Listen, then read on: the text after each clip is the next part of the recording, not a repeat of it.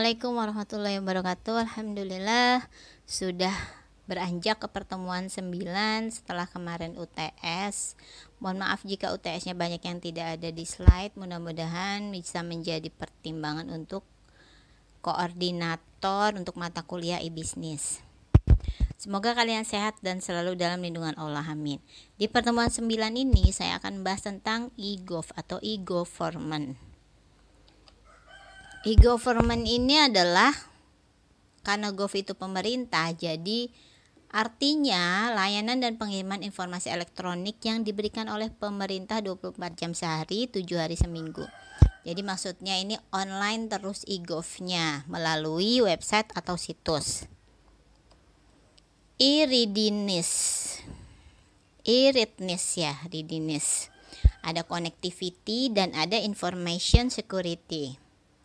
Connectivity ini adalah apakah jaringan sudah terkoneksi luas dan harganya terjangkau. Lalu information security adalah apakah sudah aman atau belum informasinya. Tahapan e-government. Yang pertama adalah implementasinya. Ini diperkenalkan implementasinya ke masyarakat, lalu dikembangkan informasinya dan semakin bertambah, semakin dinamis, interaktif. Ini adalah bisa melalui email atau bisa chatnya secara real time jika ada masalah, misalkan pengiriman dokumen atau yang lain. Lalu ada transaksional, adalah bisa membayar misalkan cicilan secara online atau membayar pajak secara online, dan full elektronik, sudah terintegrasi di seluruh sektor pemerintahan. Jadi full semuanya semuanya secara online. Prinsip e-government. Yang pertama adalah melayani masyarakat, lalu memberikan pelayanan dengan lebih mudah, memberikan solusi, lalu juga memberikan informasi yang bermanfaat dan penggunaan sumber daya pemerintah secara efektif dan efisien. Jadi lebih cepat ya, tidak harus datang ke tempatnya. Tujuan implementasi e-government. Yang pertama adalah peningkatan mutu. Nah, ini peningkatan mutu pelayanan, jadi lebih cepat, tidak perlu mengantri. Terbentuknya pemerintah yang bersih, transparan, tidak ada pungli-pungli. Dan yang terakhir adalah perbaikan organisasi. Nah, itu termasuk tadi ya, tidak ada pungli. Sasaran pembangunan e-government. Yang pertama adalah pembentukan jaringan yang berkualitas dan terjangkau. Jadi memang kalau bisa semuanya gratis pelayanannya.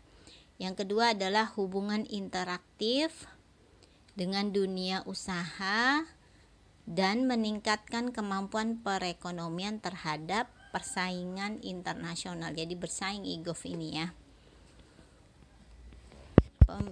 Yang selanjutnya, yang ketiga, komunikasi antara pemerintah dan masyarakat melalui online. Yang keempat adalah manajemen dan proses kerja transparan. Tadi diulang lagi, transparan ini adalah biar tahu masyarakat kalau tidak ada pembayaran dalam proses pelayanannya ya. Walaupun ada, tetapi memang transparan, misalkan pembayarannya 5.000 atau 1.000 atau yang lain. Menuju e-government. Transformasinya adalah yang diubah, transformasi menjadi pemanfaatan ICT. Ada yang pertama manajemen perubahan budaya kerja, proses kerja, SOP dan kebijakan, peraturan dan perundangan, dan leadership. Ditransformasi ke dalam pemanfaatan ICT dengan internet, lalu telematika, aplikasi, standarisasi metadata, transaksi elektronik, dan electronic data interchange, juga electronic documentation. Jadi semuanya serba online yang tadinya manual. Berbasis e-government. Contoh fungsi pemerintahan yang dibantu dengan sistem elektronik yaitu yang pertama di pelayanan, kepegawaian, keuangan, aset, dan sebagainya. Kerangka arsitektur e-government. Kunci e-government adalah pemanfaatan ICT. Bahwa ada unsur-unsur ICT seperti aplikasi, infrastruktur, telematika, dan lain-lain yang dipakai dalam penyelenggaraan pemerintah.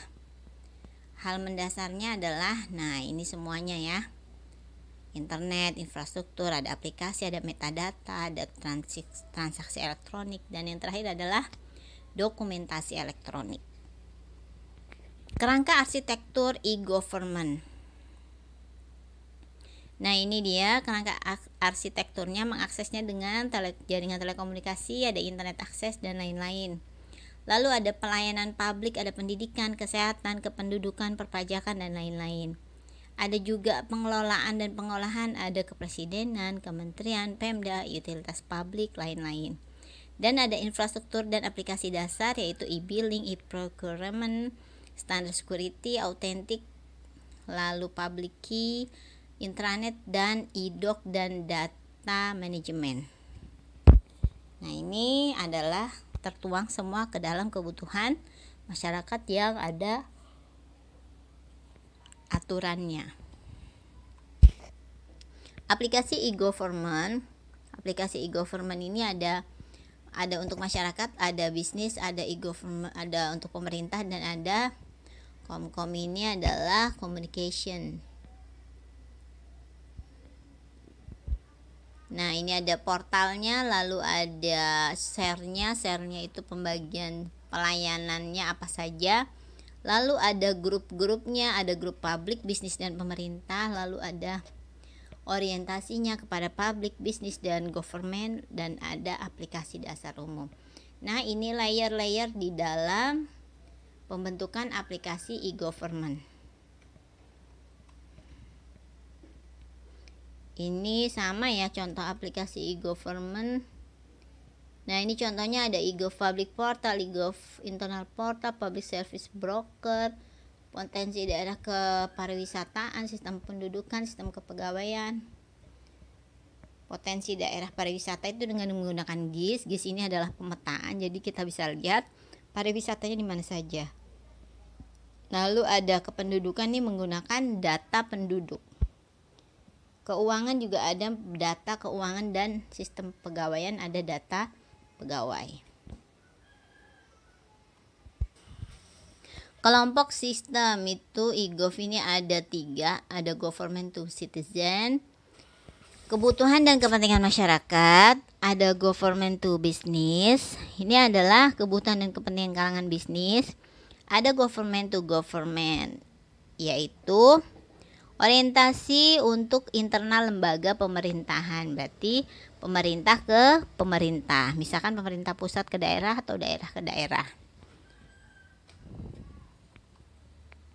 Aplikasi e-gov pemerintah daerah, nah ini ada pelayanannya, ada pendudukan yang tadi sudah disebutkan ya. Lalu ADM juga, ini juga tadi, kalau ini tadi belum, surat elektronik, dokumen elektronik, banyak sekali. Lalu ada legislasi, nah ini juga ada pembangunan, ada keuangan, dan ada juga kepegawaian.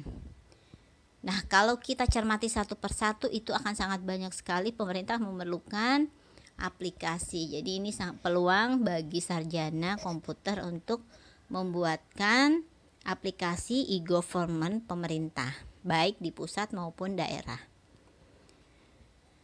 Nah ini pemerintah daerah, ada pemerintahan, kewilayahan, kemasyarakatan, dan ada sarana dan prasarana. Itu juga dibelah-belah menjadi sangat banyak sekali. Hambatan e-government yang pertama adalah kultur berbagi belum ada, belum terbiasa di kalangan masyarakat Indonesia. Nah sharingnya belum terbiasa ya, mungkin masih banyak yang terpencil, belum ada internet, ataupun dia informasinya belum ada WhatsApp.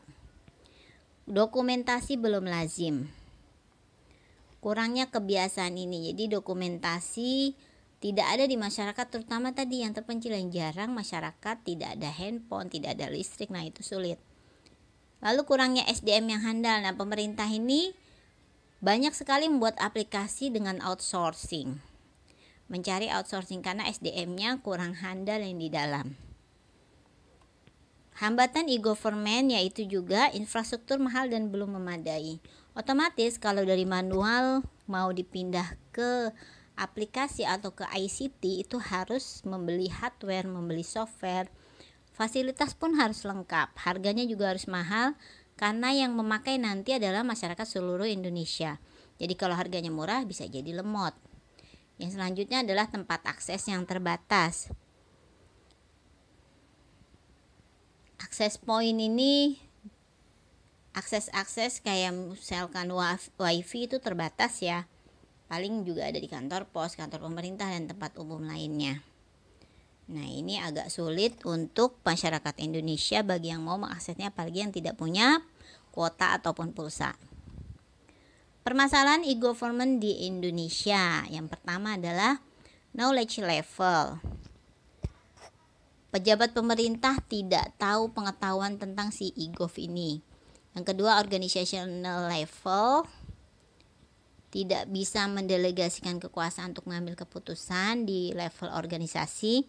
Lalu financial level, terbatas dana ya untuk membuat aplikasinya, jadi tidak sampai selesai. Lalu legal level, untuk pelegalan, untuk hukum ini sangat sulit di Indonesia terutama di bidang IT. Lalu manajemen level, perencanaan yang tidak baik sehingga aplikasi tidak jadi-jadi.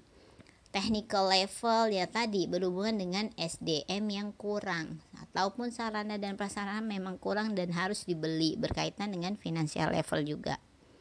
Selanjutnya adalah cultural level.